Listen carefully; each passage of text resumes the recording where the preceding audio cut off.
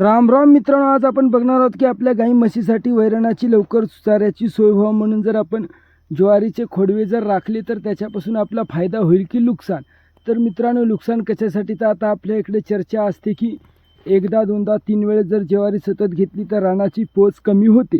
तर मित्रांनो, ही गोष्ट काय खोटी नाही, ही गोष्ट खरीच आहे. मात्र आपलं रान काय निवळ निकामी होत नसते मित्रांनो, कारण ऊसा एवढी तर ताकद आपल्या ज्वारीला लागतच नाही मित्रांनो. ऊसाला सर्वात जास्त रानाची पोच लागते. तर मित्रांनो, आपण एक वेळेस खोडवा जरी ज्वारी घेतली तरी तेवढं आपलं कोणत्याही प्रमाणात नुकसान होणार नाही. आणि आपल्याजवळ जर सुविधा असतील तर सेंद्रिय खताचा वापर केल्याने आपण ते पोचसुद्धा सुधारते मित्रांनो. आणि ज्यावेळेस पुन्हा नंतर आपण दुसरं पीक घेतो, रान तपते, त्यावेळेस ते सर्व आपली रिकव्हरी होऊन जाते मित्रांनो. फक्त सततच जर आपण एकच पीक ज्वारी जर घेत गेलो तर आपल्या रानाची पोत कमी होऊ शकते मित्रांनो. तर खोडवा घेण्यास काही हरकत नाही.